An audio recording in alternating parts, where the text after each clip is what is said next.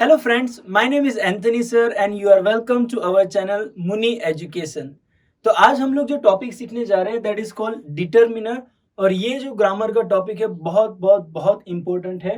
वो सीबीएसई के लिए भी बहुत इंपॉर्टेंट है, क्लास 9 एंड 10 स्पेशली, जहाँ पर डिटरमिनर्स पूछे जाते हैं। और स्टेट बोर्ड्स जहाँ पर भी ये 9 एंड 10 और उसके आगे के क्लास में भी डिटरमिनर्स बहुत अच्छी तरह से पूछे जाते हैं।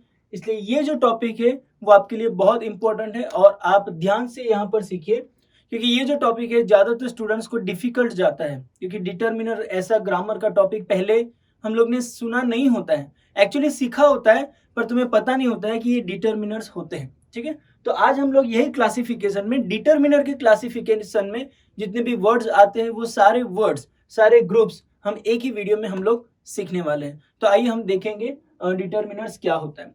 So first of all, the determiner definition is: determiner is a word used before a noun to indicate which thing or people we are talking about। मतलब जो specifically noun रहता है, जिसके बारे में हम लोग बात कर रहे हैं, उसके आगे रहता है, before, उसके आगे। For example, when I say a student, तो मतलब ये हमारा नाउन है और उसके आगे हम लोग ने जो वर्ड इस्तेमाल किया है वो इन अ सेंस वो एडजेक्टिव का काम करेगा, क्योंकि नाउन के आगे रहकर वो नाउन को मॉडिफाई करेगा। पर यहाँ पर हम लोग उसको बोलेंगे डिटरमिनर्स। मतलब डिटरमिनर्स है क्योंकि वो नाउन के आगे है और वो नाउन के रिलेटेड कुछ ना कुछ इंफॉर्मेशन देता है। ठीक है, तो अगर मैं बोलता हूँ अ स्टूडेंट, तो उसका मीनिंग, इंफॉर्मेशन कौन सी मिलती है? One student. और वो कौन सा स्टूडेंट रहेगा वो हमें पता नहीं। ठीक है, तो डिटरमिनर्स ऐसे वर्ड्स होते हैं जो जनरली नाउन के आगे रहते हैं और वो नाउन के बारे में बात करते हैं, उसको मॉडिफाई नहीं करते, उसके बारे में बात करते हैं। ठीक है, the words a, the, my, this, some, many etcetera, मतलब बहुत सारे वर्ड्स हैं जो हम लोग क्लासिफिकेशन में सीखने वाले हैं। कि फॉर एग्जाम्पल यहाँ पर देख लेंगे, he is a good boy. तो अ बॉय वो हमारा नाउन है, उसके आगे हमारा एडजेक्टिव आया और उसके आगे मैंने आर्टिकल ए लिखा है। तो जो ए है, आर्टिकल ए, वो हमारा डिटरमिनर है, क्योंकि ये नाउन जो फ्रेज है उसके आगे रखा गया है और वो उसके बारे में कुछ ना कुछ इंफॉर्मेशन देता है। ओके, दूसरा है the boy you met is my friend.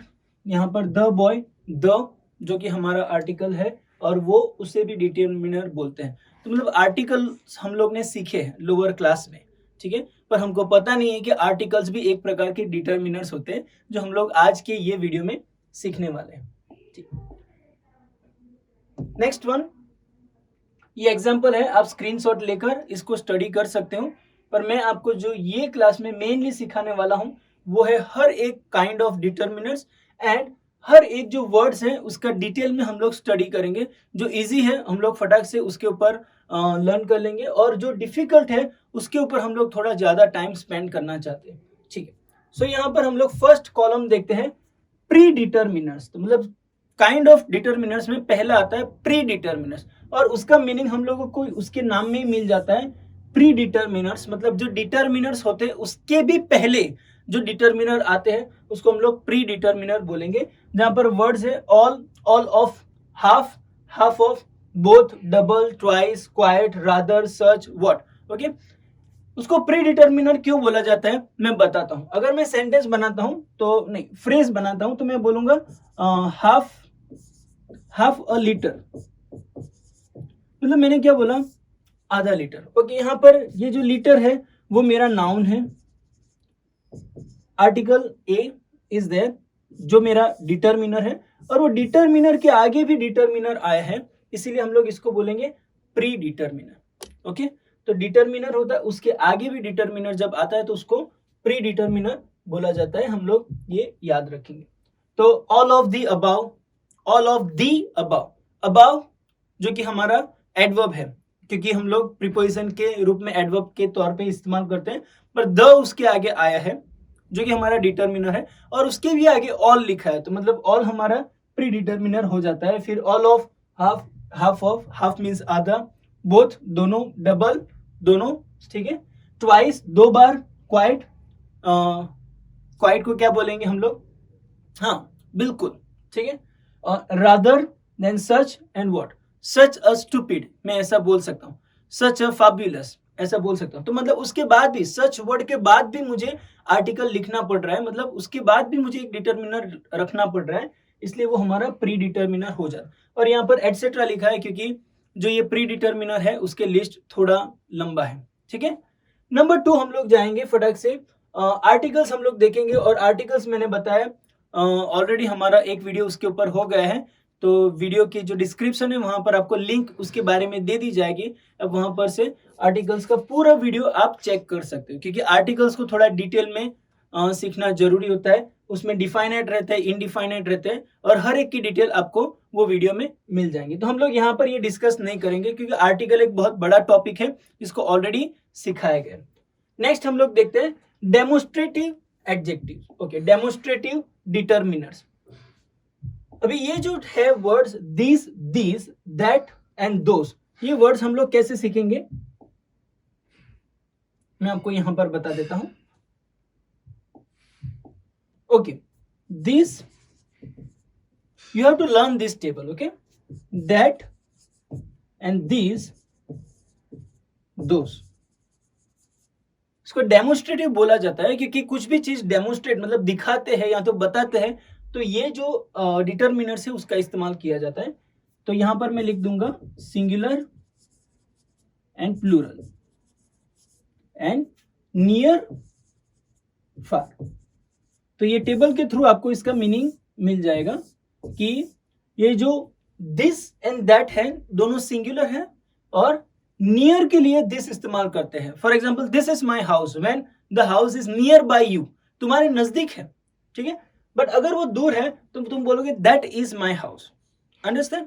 और प्लूरल में अगर हम लोग जाते हैं तो प्लूरल मतलब बहुत सारे होते हैं। मैं ऐसे बोल सकता हूँ दिस आर माई स्टूडेंट्स, बहुत सारे हैं, तो this are my student, this is my student नहीं, क्योंकि एक ही होता है तो this is my student. But बहुत सारे हैं दिस आर माई स्टूडेंट्स, और वही स्टूडेंट्स वहां पर बाजार में कुछ खरीदी कर रहे हैं और मैं देख रहा हूँ अरे मेरे स्टूडेंट्स वहां पर बाजार में हैं, तो मैं बोलूँ those are my students who are doing shopping. तो मैंने दोस इस्तेमाल किया क्योंकि वहां पर प्लूरल फॉर्म है, और एक दिस मतलब नियर एंड दोस मतलब फार। ओके, तो ये टेबल के थ्रू आपको डेमोस्ट्रेटिव डिटर्मिनर्स बहुत अच्छे से समझ में आ जाएगा। अब फिर से एक बार यहाँ पर देख सकते हो। ओके, नेक्स्ट हम लोग जाएंगे पोजेसिव केस। अभी पोजेसिव जो डिटर्मिनर्स होते हैं, what is the meaning of possessive? Possessive means what? Ownership.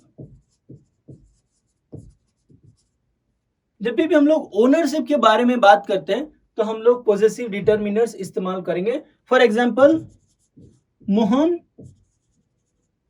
And Mohan's car, Mohan's car. Okay, my house. तो ये जो वर्ड है वो हमें क्या दिखाता है?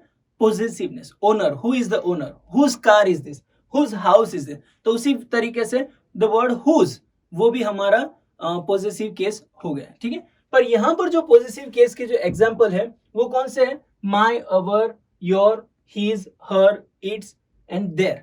तो ये वाले जो वर्ड्स है हम लोग जनरली इस्तेमाल करते ही है। For example, my house, our house, his house, her house, ठीक है। तो हम लोगों को ऑलरेडी पता है, पर प्रॉब्लम कहां पर आता है? एग्जाम में आता है। एग्जाम में जब ये पूछा जाता है तो हम लोगों को पता ही नहीं चलता है कि यहाँ पर कौन सा पोजेसिव डिटर्मिनर्स रखना है। तो हम लोग एक दो एग्जाम्पल के थ्रू सीखेंगे। अगर हमें बताया है my uncle and his friends are organizing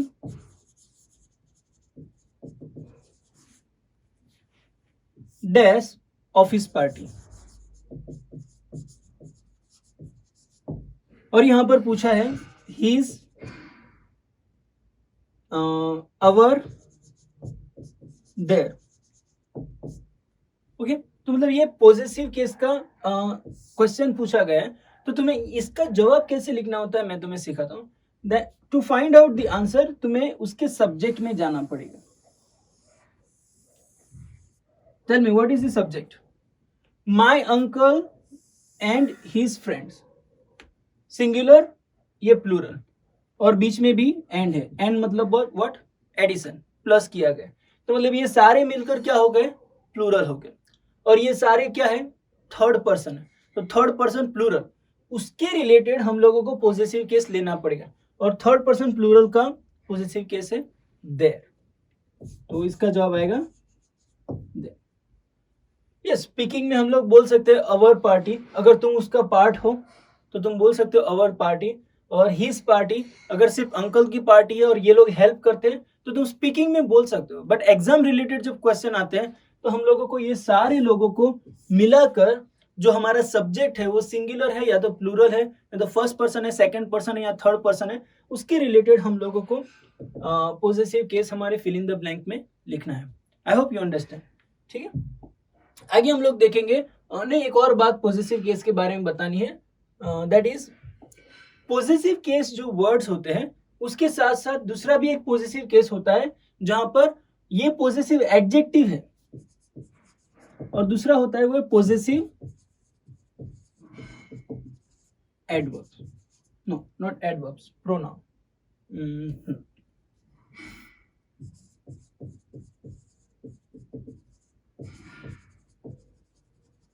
ये दोनों के बीच में डिफरेंस क्या है हम लोग थोड़ा देख लेंगे। My is positive adjective but mine positive pronoun. Okay, इसका इस्तेमाल कैसे करेंगे, दिस इज पॉजिटिव एडजेक्टिव, और वो पॉजिटिव एडजेक्टिव इसलिए वो डिटरमिनर का पार्ट है, और ये क्यों नहीं है वो भी मैं आपको एक्सप्लेन करता हूं। माई वो इनकम्प्लीट वर्ड है, उसके बाद हम लोगों को नाउन लिखना ही पड़ेगा। फॉर एग्जाम्पल माई कार, जबकि माइन वो कंप्लीट वर्ड है, उसके बाद मुझे कुछ लिखने की जरूरत नहीं है, that's why this is pronoun. मतलब ये नाउन को हटाकर उसकी जगह पर आ गया। प्रोनाउन का मीनिंग व्हाट, नाउन की जगह पर वो प्रोनाउन आ गया है, that is why it is called pronoun. पर जो एडजेक्टिव होता है वो नाउन को मॉडिफाई करता है, उसके बारे में इंफॉर्मेशन देता है। और यहाँ पर डिटरमिनर का मीनिंग क्या होता है कि ऐसे वर्ड्स जो नाउन के आगे होते हैं और वो नाउन के बारे में कुछ बताते हैं। देयरफॉर ये जो पॉजिटिव एडजेक्टिव है दैट इज अवर डिटरमिनर, ये वाला हमारा डिटरमिनर नहीं होगा। तो हम लोग देख लेंगे बाकी कौन से वर्ड्स हैं। माई क्या हो जाएगा, माइन,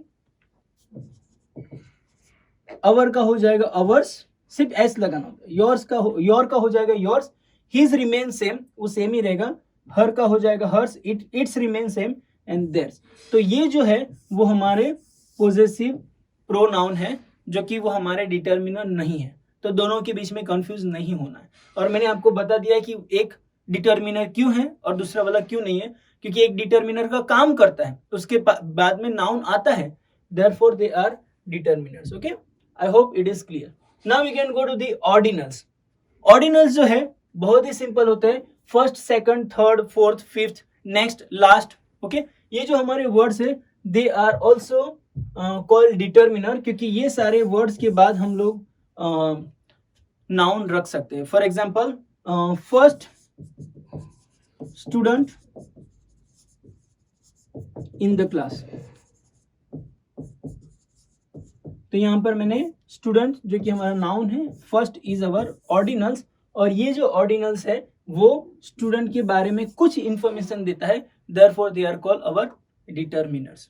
ओके, सेम तुम सेकंड, थर्ड, नेक्स्ट, लास्ट वो भी वर्ड्स इस्तेमाल कर सकते हो। नेक्स्ट वन कार्डिनल्स, जो कि यहाँ पर है, and numerals. Cardinals and numerals, जहां पर ऑर्डिनल्स होते हैं फर्स्ट, सेकंड ऐसे फॉर्मेट में आते हैं, और कार्डिनल्स और नंबर जो 1, 2, 3, 4, 10, 15,000, 10,000, 1 मिलियन, 2 मिलियन, 1 बिलियन, वो फॉर्मेट में हम लोग लिखते हैं। और ये जो नंबर्स होते हैं वो भी डिटरमिनर्स इसलिए कहलाते हैं क्योंकि उसके बाद कुछ ना कुछ नाउन रहेगा ही रहेगा। For example 10 mangoes. Okay, so this is our noun and this is our determiner. ठीक है, यहाँ पर हम लोग डिटरमिनर बोलेंगे। We can also call it adjective also, because adjectives भी डिटरमिनर का ही काम करते हैं। Okay, so this one is very clear, cardinals and ordinals. इसको ज्यादा एक्सप्लेन करने की जरूरत नहीं है, ये वर्ड्स का मीनिंग भी तुम लोगों को ऑलरेडी पता है, तुम लोग केजी से तुम ये सब सीखते आए हो, ठीक है। Next one is quantifier. This is very important. ये जो हमारा टॉपिक है ना क्वांटिफायर, वो हम लोगों को ज्यादा सीखना पड़ेगा, क्योंकि यहाँ के जो वर्ड्स है ना उनके सारे मीनिंग्स हम लोगों को अच्छी तरह से सीखने पड़ेंगे। तो quantifiers which are words there, much, some, no, any, many, enough, several, lot of, plenty of, little, few, all, both, another. तो कोई तो पूछेगा कि सर ये सारे वर्ड्स में हम लोगों को बहुत सारे वर्ड्स आते ही नहीं। नो प्रॉब्लम, यहाँ पर मैंने सारे वर्ड्स उसको डिटेल में एक्सप्लेन किया है, तो हम लोग यहाँ पर देख लेते हैं। तो क्वांटिफायर सबसे पहले मीनिंग देखेंगे। What is quantifier? A quantifier is a word that usually goes before a noun. मतलब ये डिटरमिनर की सेम डेफिनेशन यहाँ पर ली है, पर एक्स्ट्रा क्या बताया? To express the quantity. वो किसके लिए इस्तेमाल होता है? It is use for quantity of the object. Object की क्वांटिटी के लिए वो इस्तेमाल हुआ है। For example a little milk, okay. तो मतलब वो क्वांटिफायर इसलिए है क्योंकि वो डिटरमिनर का काम करके क्वांटिटी बताता है, therefore it is called quantifier, okay। example हम लोग देख लेंगे, just a little, it's clear that I mean a little milk, okay। a little milk, जहां पर a little जो है वो हमारा quantifier है, okay। अभी हम लोगों को इस यही quantifier जो बहुत सारे है उसको समझना कैसे पड़ेगा? तो तुम्हें उसका मीनिंग सबसे पहले जानना पड़ेगा, और मीनिंग के साथ साथ तुमको नाउन के कुछ टाइप्स भी सीखने पड़ेंगे जो तुम्हें हेल्प करेगा डिटरमिनर को समझने के लिए। फॉर एग्जाम्पल नाउन जो होते हैं उसका countable, uncountable, okay. Then singular, plural, ये फॉर्म तुम्हें जानना पड़ेगा, ठीक है। उसके बेस पे हम लोग डिटरमिनर्स को नहीं, जो क्वांटिफायर है उसको हम लोग डिस्क्रिमिनेट करेंगे, ठीक है। तो तुम्हें पता होना चाहिए कि कौन सा काउंटेबल है, कौन सा अनकाउंटेबल है, कौन सा सिंगुलर है, कौन सा प्लूरल है। उसके हिसाब से हम लोग जो क्वांटिफायर है वो चेक करेंगे। तो हम लोग देखते हैं one by one, okay. Number one, तो ग्रुप में हम लोग सीखेंगे। Number one is much, many and a lot of. Now the question is much, many and lot of, what is the difference? Actually हमारी भाषा में कोई भी डिफरेंस नहीं है। मच बहुत सारा, मैनी बहुत सारा, अ लॉट ऑफ बहुत सारा। बट इंग्लिश लैंग्वेज में डिफरेंस है, तो हम लोग सीखेंगे कि क्या डिफरेंस है। सी, यहां पर डिफरेंस पूरी तरह से क्लियर अंडरस्टैंडिंग में दिया गया है। Many plus countable, what does it mean? कि मैनी जो वर्ड है उसके बाद हम लोग काउंटेबल्स का नाउन लेंगे। फॉर एग्जाम्पल मैनी, क्या लेंगे? मैंगोस। Many of them बोल सकते, many of mangoes that you sent me were not good। मतलब ज्यादातर मैंगोस तुमने भेजे थे उसमें से अच्छे नहीं थे। तो many प्लस काउंटेबल नाउन। पर जब मच आता है तो मच के साथ अनकाउंटेबल होता है। फॉर एग्जाम्पल मच वाटर, यहां पर भी एग्जाम्पल है मनी, यहां पर एग्जाम्पल है पेन्स, ओके। ये डिफरेंस समझ में आ गए? Much uncountable, many countable. अभी मैं एक और बात बता देता हूं कि मनी एक ऐसा एक्चुअली नाउन है, इट लुक्स लाइक काउंटेबल, वो दिखता है countable but it is uncountable. इसलिए हम लोग इंग्लिश ग्रामर में उसको अनकाउंटेबल के साथ ही लिखेंगे much. How much is it, ऐसा बोलेंगे हम लोग। अगर दुकान में पूछते हैं तो ऐसा नहीं बोले हाउ मेनी इज इट, नहीं, हाउ मच, क्योंकि वो अनकाउंटेबल में गिना जाता है। वैसे यहां पर भी एक ऐसा नाउन है जो कि अनकाउंटेबल है पर उसको काउंटेबल में गिना जाएंगे, दैट इज स्टार्स। हम लोग मच स्टार्स नहीं बोलेंगे बट मैनी स्टार्स, क्योंकि उसकी काउंटिंग शुरुआत कर सकते हैं, भले ही उसका अंत नहीं होगा बट काउंटिंग की शुरुआत हम लोग कर सकते हैं। नेक्स्ट अ लॉट ऑफ, ठीक है। लॉट ऑफ, उसका भी मीनिंग हमारा सेम ही है, बहुत सारे। और यहाँ पर जो मीनिंग है उसके हिसाब से ये देखना है कि वो काउंटेबल के साथ आएगा कि अनकाउंटेबल। तो उसका आंसर है वो दोनों के साथ जाएगा। अ लॉट ऑफ के साथ काउंटेबल भी आ सकता है और अनकाउंटेबल नाउन्स भी आ सकता है। For example a lot of pens, I can say that, and a lot of money. एक और बात मैं बताना चाहता हूँ, जो ये अनकाउंटेबल नाउन्स रहते हैं ना, उसका प्लूरल फॉर्म नहीं होता है। It doesn't have any plural form, उसका सिंगुलर फॉर्म ही रहेगा। भले ही तुम प्लूरल दिखाना चाहते हो बट उसका सिंगुलर फॉर्म ही रहेगा, क्योंकि अनकाउंटेबल चीजें होती है, जैसे कि राइस, राइस को मैं राइसेस नहीं बोल सकता, वो राइस राइस ही रहेगा, ठीक है। तो जो अनकाउंटेबल चीजें होती है उसका सिर्फ और सिर्फ सिंगुलर फॉर्म रहेगा, भले ही तुम बोलना चाहते हो बहुत सारे, ओके, मच प्लूरल फॉर्म बनाना चाहते हो, बट स्टिल वो क्या होगा, सिंगुलर फॉर्म में। A lot of money, plural form दिखाना चाहते हो, बट स्टिल वर्ड जो रहेगा वो सिंगुलर फॉर्म में ही रहेगा, क्योंकि जो अनकाउंटेबल चीजें होती है उसका प्लूरल फॉर्म नहीं होता है। Okay, I hope it is clear. Some examples are also given here. You can take the screenshot and you can learn this example as well. हम लोग जो और पॉइंट्स है वो हम लोग सीखना चाहते हैं। Next one is few, little and a bit. 3 words है जो हम लोग वन बाय वन सीखेंगे। सबसे पहले हम लोग डिफरेंस देख लेंगे, few क्या होता है और little क्या होता है। What is the difference between few and little? तो few यहाँ पर ऑलरेडी मीनिंग दिया है। few इस्तेमाल होता है काउंटेबल के लिए, एंड अ फ्यू इस्तेमाल होता है, सॉरी अ लिटिल इस्तेमाल होता है अनकाउंटेबल के लिए, ठीक है। Few mangoes and little water, little oil, little rice, little sugar. हम लोग फ्यू शुगर फ्यू राइस ऐसा नहीं बोल सकते, क्योंकि few is use for countable things and a little is use for uncountable things. और यहां पर भी देखो उसके बाद जो नाउन रहेगा there should be plural form, ठीक है, प्लूरल फॉर्म यहां पर होना चाहिए। अ फ्यू, भले ही तुम अ फ्यू बोलते हो बट स्टिल वो प्लूरल फॉर्म में आएगा। ये भी हम लोगों को सीखने की जरूरत है कि उसके बाद में जो नाउन है वो सिंगुलर आएगा या प्लूरल आएगा।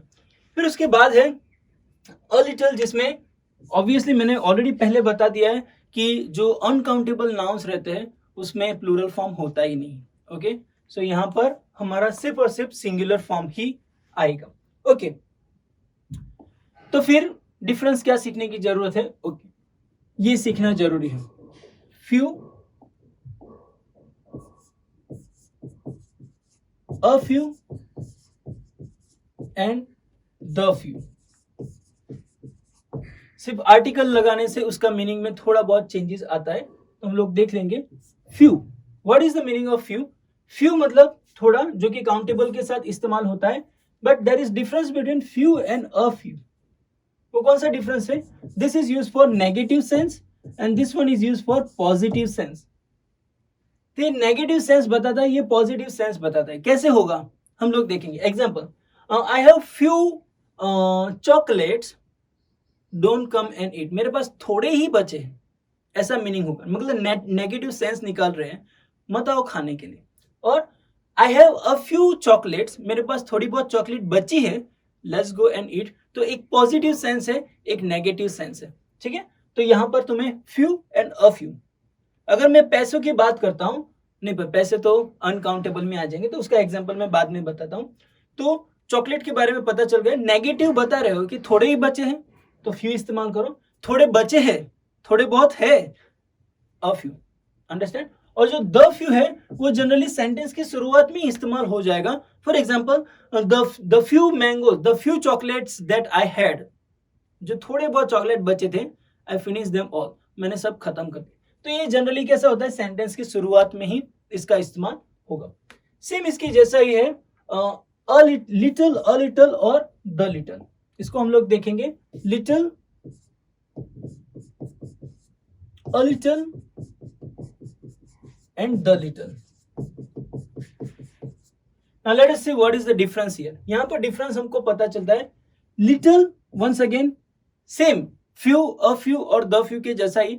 little जो है वो नेगेटिव सेंस में इस्तेमाल होता है, a little पॉजिटिव सेंस में, और the little सेंटेंस की शुरुआत में इस्तेमाल होता है।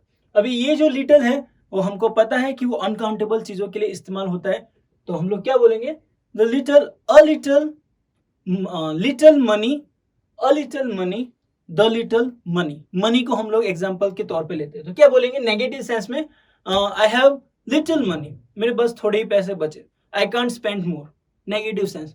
पर अगर मैं बोलता हूँ I have little money, let's go and eat rice, मेरे पास थोड़े बहुत पैसे है, चलो हम लोग राइस खाते हैं। अ लिटिल मनी मतलब मैं पॉजिटिव सेंस में बता रहा हूँ कि मेरे पास थोड़े बहुत है। और यहाँ पर जो है द लिटल, वो सेंटेंस की शुरुआत में ही होगा, the little money that I have, और the little money that I have, I want to buy a car, मेरे पास जो थोड़े बहुत पैसे हैं उससे मैं कार खरीदना चाहता हूँ। ओके, तो उस प्रकार से हम लोग यहाँ पर इस्तेमाल कर सकते हैं। ओके, बाकी के जो डिटरमिनर्स है हम लोग सीखेंगे। सम एंड एनी, तो सम यहां पर है, एनी यहां पर है, उसका मीनिंग क्या होता है? दोनों का मीनिंग सेम ही होगा, ऐसा नहीं बोल सकते सम मतलब थोड़ा और एनी मतलब ज्यादा, बहुत सारे, नहीं, दोनों का मीनिंग सेम है, सम थोड़ा, एनी मीन्स ऑल्सो थोड़ा, पर उसका मीनिंग क्या होता है, यहाँ पर यूज कैसे होता है, डिफरेंस क्या है? तो याद रखो, some is use with positive sentence, positive sentence रहेगा, हकारात्मक सेंटेंस रहेगा, we use some. But same negative अगर सेंटेंस रहेगा या तो फिर इंटरोगेटिव सेंटेंस रहेगा, there we will use any.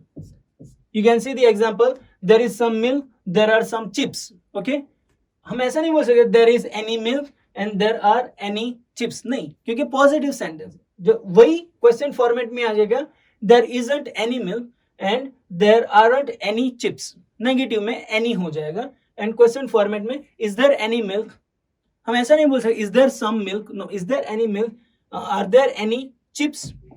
Okay, तो याद रखो some and any, what is the difference? Positive के लिए some and negative and interrogative के लिए एनी इस्तेमाल होता है, पर यहाँ पर भी कुछ एक्सेप्शनल केसेस है जो लोगों ने एक्सेप्ट कर लिया है, and that's why grammatically sometime it is true. Okay, rules के हिसाब से तुम याद रखो, बट एक्सेप्शनल केस मतलब क्या होता है कि वो जो सेंटेंस है वो रूल्स को तोड़ के, रूल्स के खिलाफ जाकर भी सही होता है।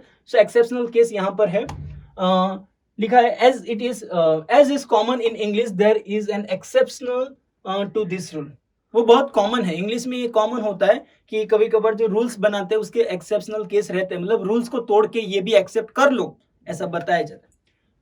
Some sentences are there, we can see, can I have some water please, तो यहाँ पर क्वेश्चन फॉर्मेट है बट फिर भी सम वहां पर इस्तेमाल किया गया। Would you like some chocolates, would you like any chocolate नहीं बोलेंगे, but would you like some chocolate, मतलब ये एक्सेप्शनल केस है जहां पर क्वेश्चन फॉर्मेट के अंदर भी हम लोग सम इस्तेमाल कर सकते हैं, और ये सिर्फ और सिर्फ प्रैक्टिस से ही आएगा। प्रैक्टिस करोगे तो पता चलेगा कि कहां पर सम इस्तेमाल करना है, कहां पर एनी इस्तेमाल करना है। Okay, next one, enough and plenty.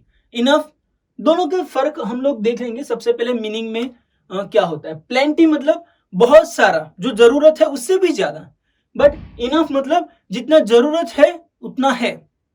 Okay, that is the difference. Plenty मतलब बहुत सारा, जरूरत है उससे भी ज्यादा है, एंड इनफ मीन्स जितनी जरूरत है उतना है। For example, I need more plates, no we don't, there are plenty, मतलब यहां पर तुम बताना चाहते हो कि जरूरत से भी ज्यादा बहुत सारे हैं। ओके, और यहां पर तुम बताना चाहते हो slow down, we have got plenty of time, मतलब जरूरत से भी ज्यादा हमारे पास टाइम है, जितना चाहिए उससे भी ज्यादा टाइम है। बट इनफ का मीनिंग क्या होगा देखते हैं। इनफ का मतलब जितना चाहिए, सफिशिएंट क्वांटिटी में, जितनी क्वांटिटी चाहिए उतनी ही क्वांटिटी में हमारे पास अवेलेबल है। Okay, so I think we have enough vegetables. Enough vegetables का मतलब होता है जितनी चाहिए उतनी है, but we don't have enough fruit. Okay, पर जितने चाहिए उतने फ्रूट्स नहीं है। नेगेटिव में भी तुम इस्तेमाल कर सकते हो, यहाँ पर पॉजिटिव नेगेटिव मायने नहीं रखता है, सिंगुलर प्लूरल भी मायने नहीं रखता है, क्योंकि यहाँ पर हम देखते हैं कि वेजिटेबल्स प्लूरल है एंड फ्रूट सिंगुलर है। Understand now? Okay, so that's the difference between enough and plenty.